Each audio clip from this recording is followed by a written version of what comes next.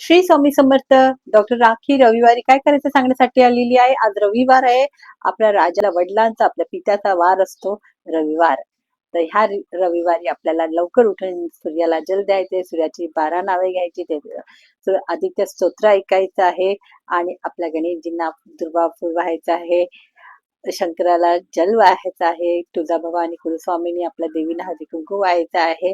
आज गुळाचा नैवेद्य दाखवता तर तुम्ही गुळ दूध किंवा गुळ पोळी असा नैवेद्य दाखवा.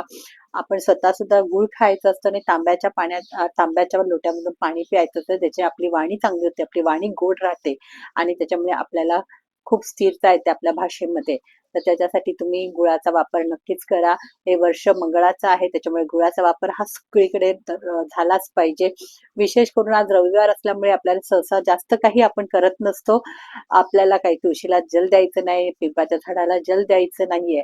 परंतु संध्याकाळी आपल्या घरामध्ये धूपबत्ती करायची आहे, दारामध्ये रांगोळी आणि दिवा लावायचा आहे आणि देवाऱ्यामध्ये तुपाचा दिवा लावायचा आहे. घरामध्ये संध्याकाळी चांगलं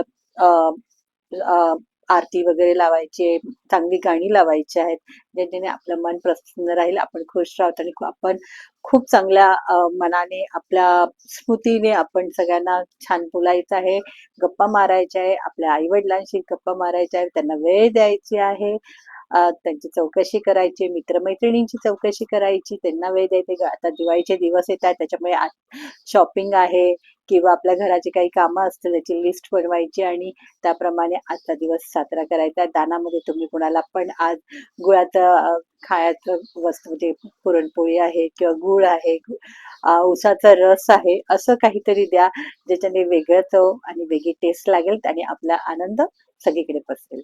श्री स्वामी समर्थ.